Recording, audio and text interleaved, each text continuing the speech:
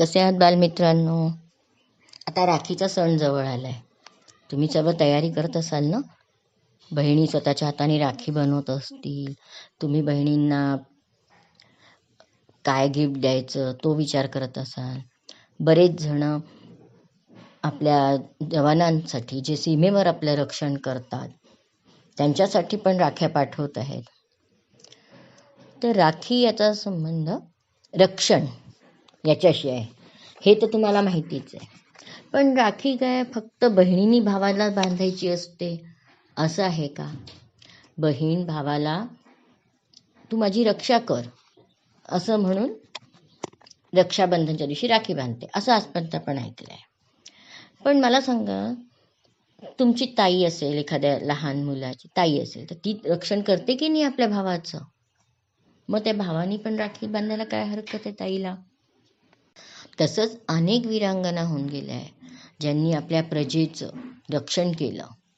झाशी की राणी लक्ष्मीबाई, अहिल्याबाई होळकर, तिने तर आपल्या राज्यातल्या स्त्रियांनी आपल्या पायावर उभं राहावं म्हणून साडी बनवण्याचा व्यवसाय त्यांना शिकवला, माहेश्वरी साडी. तर आपली प्रजाजन म्हणजे एका राणीचे मुलं पण असतात, भाऊबंद सारखंही असतात. अवघं विश्व आपलं कुटुंब आहे. तसंच झाडं पण आपलं रक्षण करतात. झाडांमुळेच तर आपण जिवंत आहो की नाही? झाडं आपल्याला ऑक्सिजन देतात.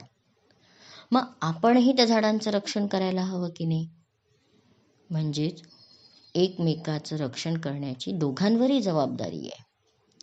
तर आपण असं करूया का, यावर्षी झाडांना राखी बांधूया आणि झाडांना वचन देऊया की आम्ही तुमचं रक्षण करणार. तुम्ही आमचं रक्षण तर करतच आहात. तुम्ही वटसावित्री सणाबद्दल ऐकलं असेल ना? तेव्हा बायका दोरा बांधतात. त्यामागची कथा आहे की सावित्रीनी सत्यवानाचं जीव वाचवला होता, यमराजापासून त्याला सोडवून आणलं होतं, अशी कथा आहे. तर प्रत्येक कथाचा पण शब्दशः अर्थ घ्यायचा नसतो.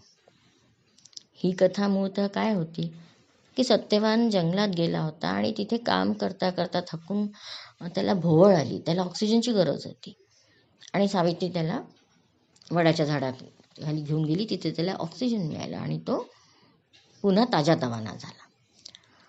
तर असंच प्रत्येक झाडाचं महत्त्व आपल्याला समजावं, आपण त्या झाडाचं संवर्धन करावं म्हणून आपले विद्वान ऋषीमुनींनी प्रत्येक झाडाचं काही ना काही देवाशी संबंध जोडून दिला आहे. जसं जास्वंद गणपतीला आवडतो, पांढरी फुलं शंकराला आवडतात, अनेक वृक्ष, अनेक झाडं, फुलं हे सगळं औषधी गुणयुक्त असतात. त्यांचं संवर्धन व्हावं हाच यामागचा हेतू आहे. देवाचं कार्य म्हटलं की लोक बरोबर करतात, हे ते जाणून होते. तर त्यामुळे यावर्षी आपण झाडांना हे रक्षासूत्र बांधूया. तुम्हाला जे झाड आवडतं त्या झाडाचं कमीत कमी आपल्या एक झाडाचं तरी मी संवर्धन करणार. आता पावसाळा आहे, बिया जमा केल्या असतील, तुम्ही एखादं झाड लावा. आजकाल फ्लॅट्स असतात, झाडं लावायला जागा कमी असते, कबूल आहे, मोठं झाड नाही लावता येत, पण काहीतरी युक्ती करून आपण मार्ग तर काढू शकतो ना. तर मोठे मोठे पोते मिळतात पहा, कुंडीच्या आकाराचे, तसे पोते घ्यायचे आणि त्या पोत्यांमध्ये एक तरी मोठं झाड, पिंपळ, वड अशासारखं खूप उंचीपर्यंत नाही, जेवढ्या उंचीपर्यंत त्यात आपण सामावून घेऊ शकतो, वाढवू शकतो. पार्किंगमध्ये अशी झाडं नक्कीच वाढवता येतील.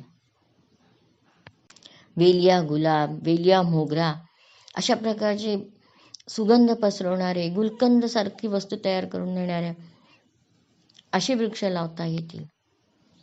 आपल्या वायुमंडलात सुगंध पसरवण्याचा एक चांगलं कार्यही आपण या निमित्ताने करू शकतो. एक वेलिया मोगरा लावून बघा तुम्ही, काय सुंदर वास असतो त्याचा, जागाही जास्त लागत नाही आणि सुगंध तर इतका सुंदर की कुठल्याही महागड्या सेंटला मात देईल. आजच्या काळाची जी गरज आहे त्यानुसार प्रत्येक गोष्टीचा एक विचार आपण केला पाहिजे. त्या सणांचं स्वरूप त्याप्रमाणे केलं पाहिजे. पश्चिम बंगालमध्ये रवींद्रनाथ ठाकूर यांनी पण 1905 मध्ये विभाजनाच्या वेळी हिंदू मुसलमान ऐक्य वाढवण्यासाठी राखी सणाचा उपयोग करून घेतला होता आणि हिंदू आणि मुसलमानांना एकमेकाला राखी बांधण्यास त्यांनी प्रेरित केलं होतं. असंच लोकमान्य टिळकांनी गणेशोत्सवाचं स्वरूप लोकांना एकत्रित आणण्यासाठी स्वातंत्र्य संग्रामच्या वेळेला केलं. यातून त्यांनी चांगले चांगले कार्यक्रम स्पर्धा घेऊन मुलांना सुद्धा देशभक्तीसाठी प्रेरित केलं होतं. मग आपण का नाही आज रक्षासूत्र एका झाडाला वाढवून, जी आजची गरज आहे. वृक्ष नाहीत म्हणून तापमान वाढत आहे.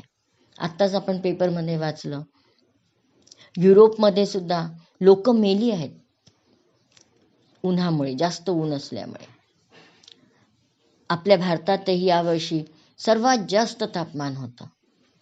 मग बांधणार न रक्षासूत्र झाडांना? चला तर पुन्हा भेटूया अशाच एका छानशा गोष्टीसोबत. आणि मला सांगा नक्की तुम्ही कुठल्या झाडाला रक्षासूत्र बांधलंय. पुन्हा भेटूया. तोपर्यंत बाय.